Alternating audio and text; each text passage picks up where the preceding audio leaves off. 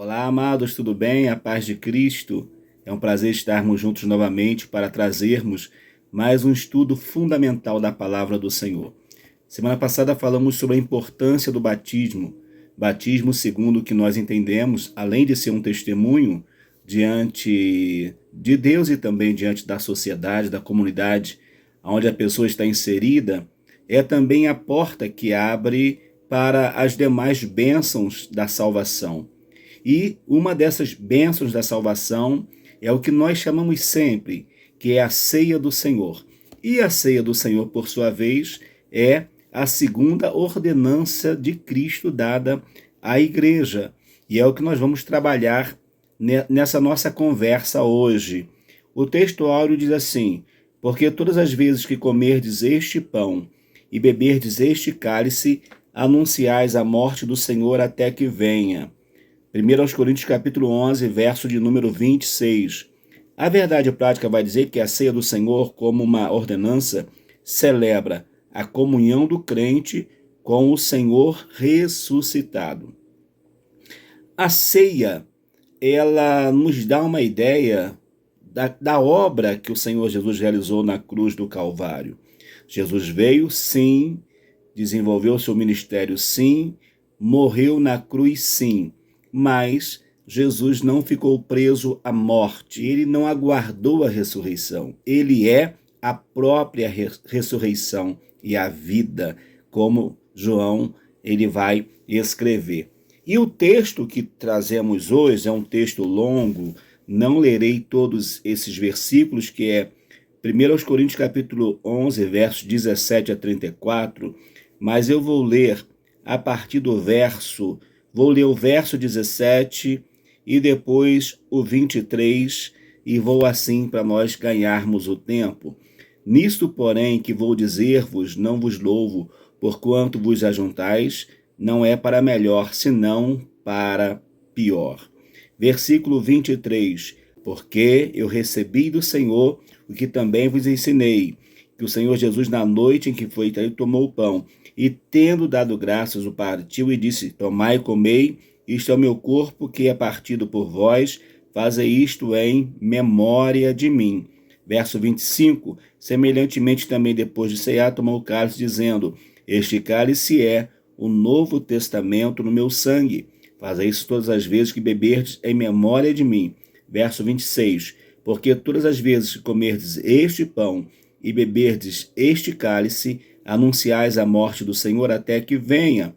Portanto, qualquer que comer este pão ou beber o cálice do Senhor indignamente, será culpado do corpo e do sangue do Senhor. Termino aqui no 28 e depois você leia até o 34. Examine-se, pois, o homem a si mesmo, e assim coma deste pão e beba deste cálice.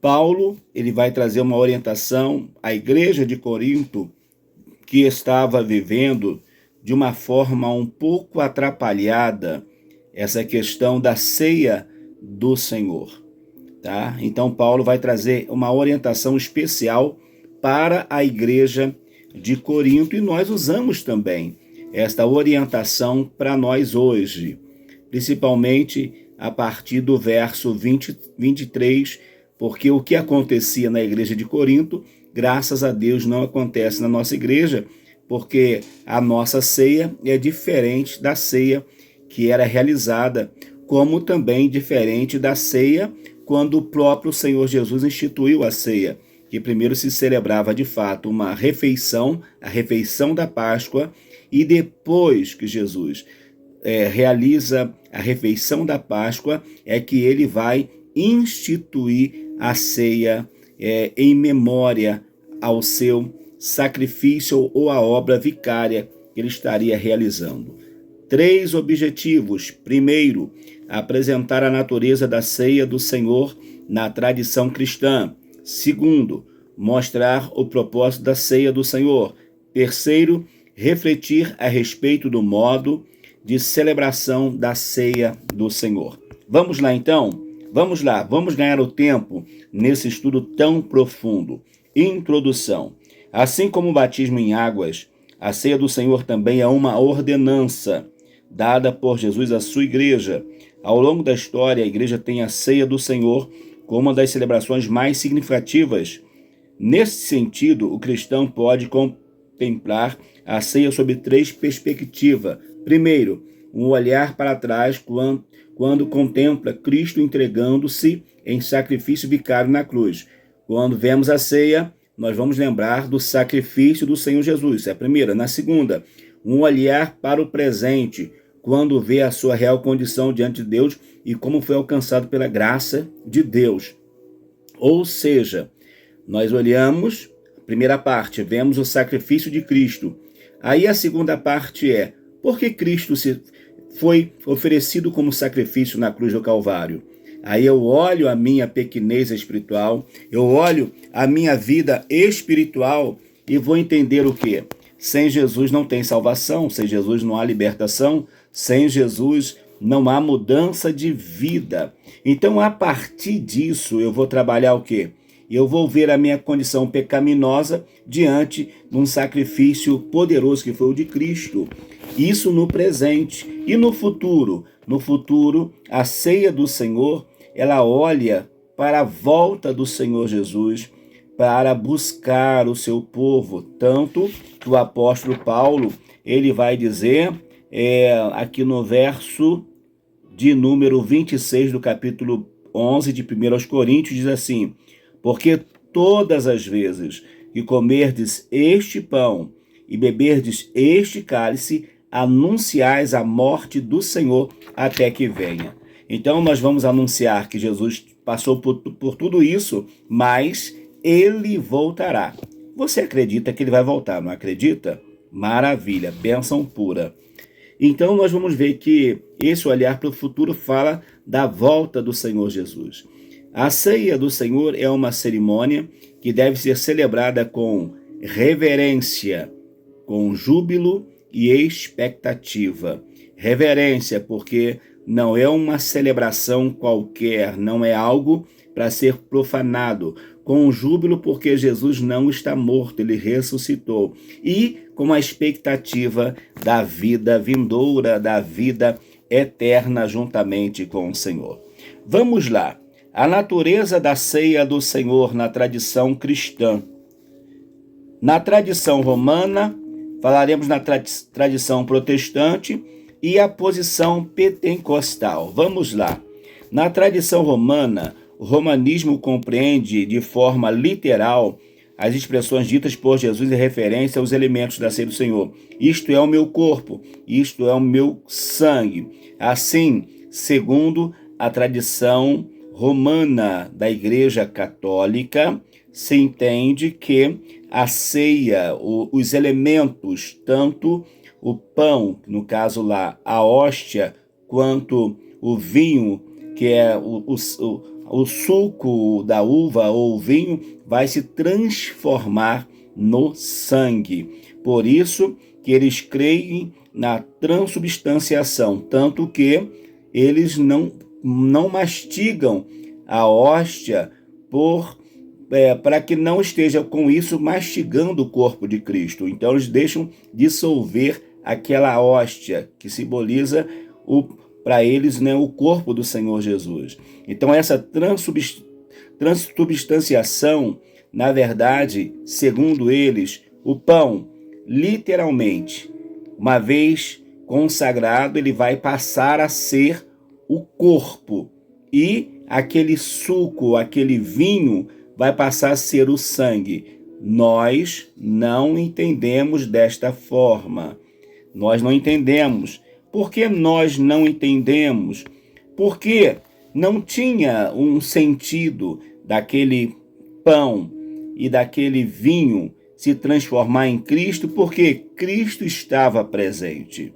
Quando Cristo institui a ceia, ele estava presente. Então não tinha sentido daquele pão se transformar no corpo e o cálice no sangue. O que Jesus fez, ele fez algo trazendo uma ideia daquilo ali iria representar.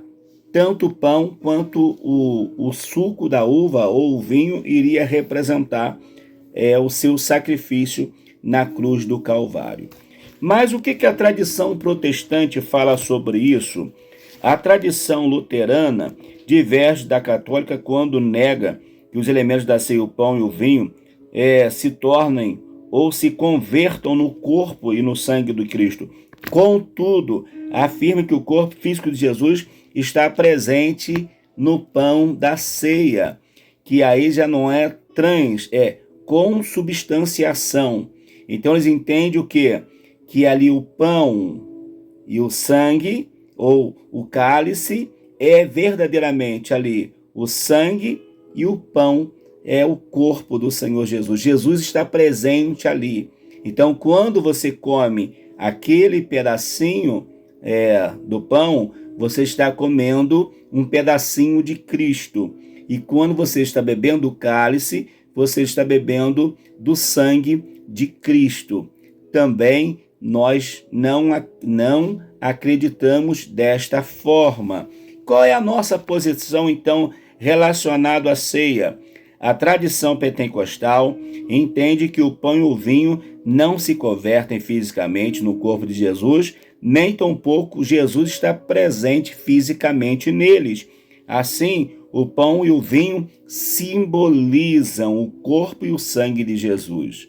Nós fazemos como simbolismo, como um memorial, não algo literal. O pão, às vezes eu até falo para os irmãos que o pão vai continuar sendo pão, e no nosso caso nós usamos o suco da uva, ele vai continuar sendo suco. Se chamar qualquer químico para fazer o seu trabalho, vai ver que o suco continua sendo suco e que o pão continua tendo os ingredientes do pão, e nada diferente disso, tá certo? Então, nós não cremos nem na transubstanciação e nem na consubstanciação, mas sim, nós cremos no simbolismo que tem a ver para nós esse sacrifício de Cristo na cruz do Calvário. O propósito da ceia do Senhor: primeiro, celebrar a expiação de Cristo; segundo, proclamar a segunda vinda de Cristo; e terceiro, celebrar a comunhão cristã. Vamos lá então. A celebração é a expiação de Cristo, celebra a expiação de Cristo. Ao escrever sobre a ceia do Senhor, o apóstolo Paulo destacou como propósito dessa celebração anunciar a morte do Senhor. Então é uma celebração do sacrifício que Cristo fez por cada um de nós. O que Cristo fez foi algo literal. A ceia do Senhor aponta para o Calvário. Ela celebra a vitória de Cristo na cruz sobre o pecado, a morte e o diabo. Tá vendo só? Por isso que nós não temos motivo para estar na ceia triste, porque na ceia do Senhor não celebra a derrota de Cristo, não celebra a vitória do diabo sobre Cristo, não. Celebra a vitória de Cristo esmagando a cabeça da serpente, como predita lá em Gênesis 3,15. E com isso, o Senhor Jesus tem a vitória sobre o veneno do pecado, quando esmaga a cabeça da serpente, porque foi essa que introduziu esse veneno que entrou na vida do primeiro casal, então já não existe mais. Agora, o diabo e a morte, ou a morte e o diabo, perdem o poder de segurar com eles aqueles que Jesus Cristo morreu e eles aceitaram como Senhor e Salvador de sua vida. Por exemplo, a pessoa que ela decide, quando ela passar daqui para outra vida, se ela quer estar com Cristo ou não estar com Cristo. A decisão dela vai contar hoje. Se ela decidir receber ao Senhor Jesus, acreditar no sacrifício do Senhor Jesus, não tem morte, não tem diabo que irá impedir desta pessoa alcançar a sua salvação. Por quê? Porque Jesus tirou o poder tanto da morte quanto do diabo. E nós sempre celebramos o poder, ou podemos dizer que alguém tem poder, quando ele tem as chaves. quem tem a chave da casa é que manda na casa. Quem tem a chave do carro é que manda no carro. Não é assim que acontece? É o dono. Então, o Senhor Jesus, quando ele morre e ressuscita, ele traz consigo as chaves da morte e a chave do inferno. Então, na cruz do Calvário, Jesus derrotou o pecado, a morte e o inferno. Detalhe importante, preste atenção nisso. Eu disse que Jesus derrotou. Não fui eu e nem você que derrotamos. Então nós precisamos ter o cuidado com alguns ensinamentos neopentecostal sobre pisar na cabeça do diabo, fazer isso, fazer aquele outro, porque quem venceu foi o nosso Senhor Jesus Cristo. Cremos que se Cristo venceu, logo com ele também nós somos mais do que vencedores. Mas não nos dá o direito de achar que nós somos alguma coisa. O mérito da nossa salvação não é nosso. Os méritos da nossa salvação é Cristo, o Senhor Jesus. Segundo, proclamar a segunda vinda de Cristo. A ceia do Senhor proclama a sua segunda vinda. Logo, há um sentido escatológico na celebração da ceia do Senhor. Quando essa bendita esperança é perdida, a igreja se seculariza, ou seja, quando a igreja perde o desejo do arrebatamento, perde o desejo do céu, perde o desejo da vida eterna, ela vai se secularizar, ela vai se amoldar a este mundo. Paulo vai falar o contrário: não vos conformeis com este mundo, mas transformai-vos. Nós vamos nos amoldar, a igreja vai se amoldar esse mundo quando o quê? Quando ela esquece as promessas de salvação, esquece as promessas de vida eterna, então ela vai viver como aqui fosse a sua vida. Não, a igreja está aqui, está bem, estamos bem, está todo mundo feliz, então a vida é aqui mesmo. Não, existe uma vida eterna anunciada pelo Senhor Jesus. E a Bíblia vai nos orientar a isso, a entender que a ceia que participamos hoje, um dia para mim e para você que estamos em comunhão, será a última. Mas aí nós aguardaremos aquela grande ceia, que é a bodas do Cordeiro com o nosso Senhor e Salvador Jesus Cristo. Então, amados, não vamos permitir que esse sentimento de secularização tome conta da nossa igreja, mas vamos ser crentes fervorosos, crentes genuínos, crentes verdadeiramente pentecostais. Terceiro, celebrar a comunhão cristã. Uma das razões que levou o apóstolo Paulo a escrever sua primeira carta aos Coríntios estava relacionada à questão da divisão entre os irmãos daquela igreja. Esse era um problema recorrente entre os coríntios e estava presente também durante a celebração da ceia do Senhor.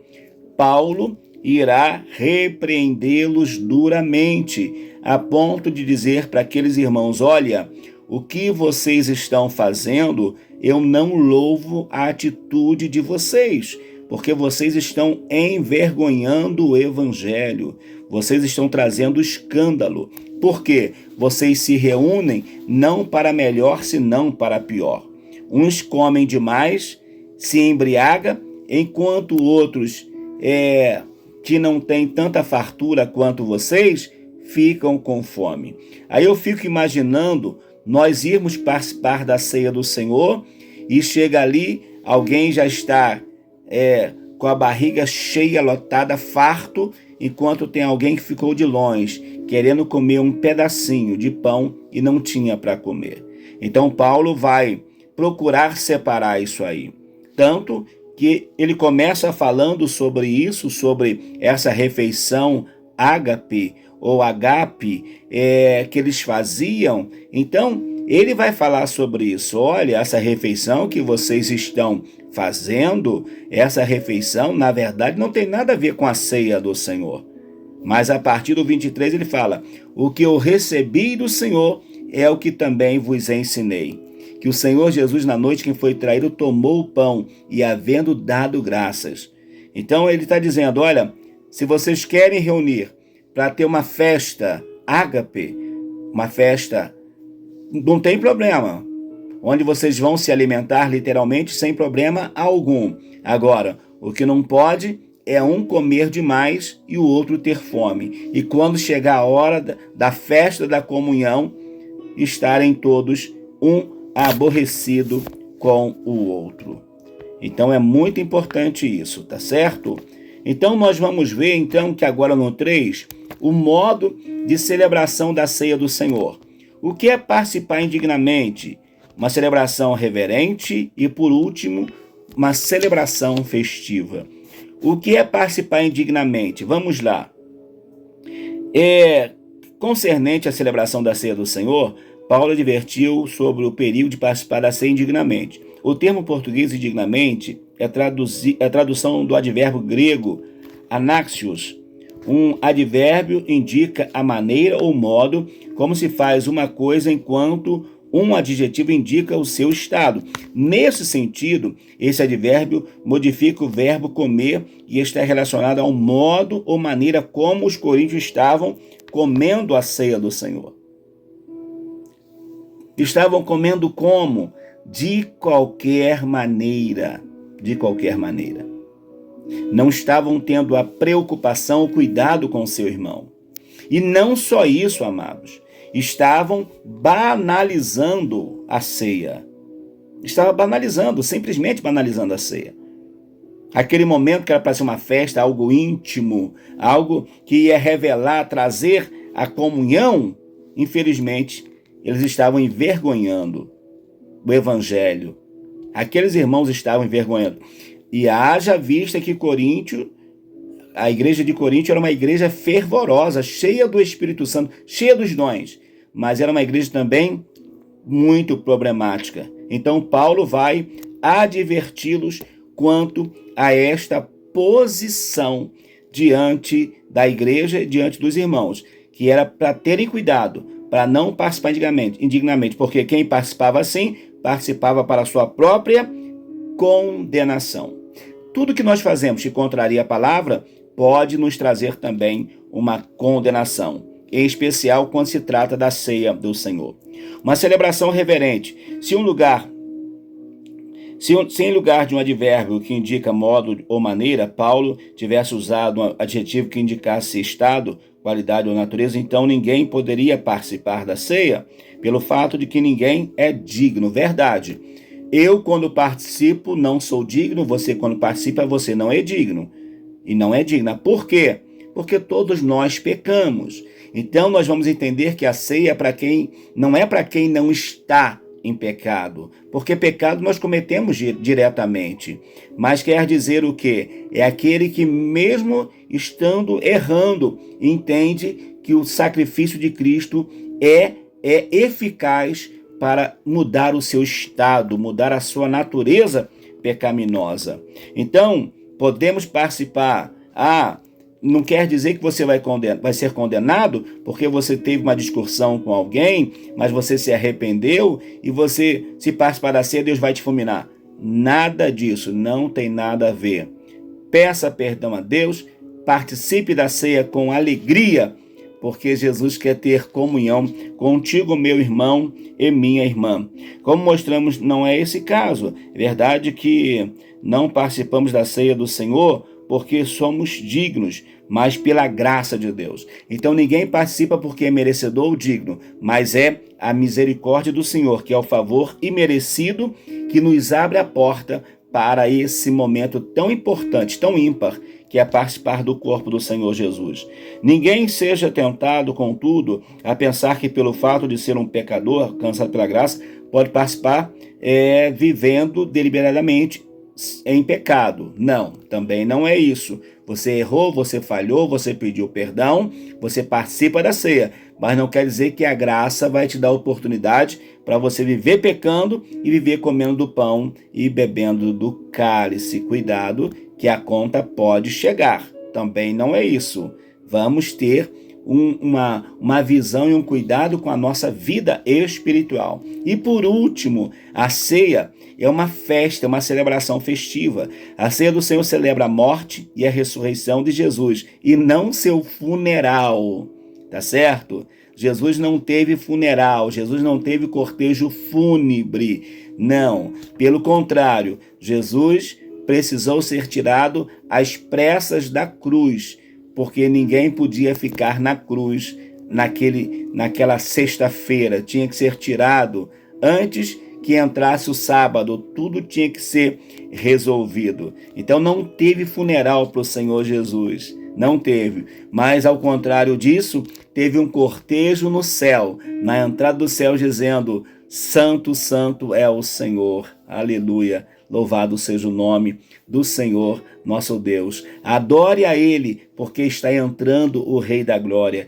Quem é esse Rei da Glória? O Senhor dos Exércitos. Não teve funeral, mas teve cortejo na eternidade, aguardando a chegada do Senhor. Levantai, ó portas, vossas cabeças, levantai-vos a entrada eterna, e entrará o Rei da Glória. O Rei da Glória voltou a estar sentado à direita do Pai, e é por isso que nós celebramos. Jesus morreu, ressuscitou, mas não teve funeral, não teve funeral. Teve, foi o quê? No terceiro dia, ressurreição. Não ficou igual muitos ficam, 10 dias para serem sepultados. Não teve nada disso. Teve sim, 3 dias que ele ficou lá, sepultado, mas no terceiro dia ele ressuscita para a glória de Deus Pai. Então, querido, tenha a celebração da ceia como um momento festivo, aonde você pode gozar da plenitude da presença do Senhor Jesus. Na próxima semana, nós falaremos sobre o culto da igreja cristã. Como deve ser o culto da igreja cristã? Eu acredito que vai ser uma bênção. E hoje, estudamos sobre diferentes perspectivas. Vimos alguns aspectos que revelam o sentido e o propósito da ceia do Senhor. Não é um sacramento que de forma mágica concede graça aos que dela participam, nem tampouco uma vacina para dar comunhão a quem não tem. Vacinou, tem comunhão. Não é assim. Na verdade, o direito de celebrar está o quê? Está ao alcance dessa tão importante ordenança. É o quê? É o resultado da graça que foi concedida a cada crente. E é necessário ter esse discernimento quando se participa desse rito cristão. Trata-se, pois, então, de um ato que não pode ser celebrado de qualquer jeito ou maneira, nem tampouco por quem vive deliberadamente no pecado. Pecou, falhou, peça perdão, sinta a graça do Senhor Jesus e vai ser bênção. Meu amado e minha amada irmã, vem comigo no canal. Obrigado a você que tem assistido os nossos vídeos das nossas aulas. Tem sido uma bênção. Se não se inscreveu ainda, se inscreva. Compartilhe com mais alguém. Chame mais alguém. Faça como um jovem da nossa igreja. Chama mais 10 e vem. E vai ser bênção ter a sua participação. Eu sou o pastor Valmir Ribeiro e lhe convido a estar comigo no nosso canal, sempre com a palavra de Deus, um estudo diferenciado para a edificação da sua vida espiritual. Até a nossa próxima aula, até o nosso próximo estudo, em nome de Jesus. Amém.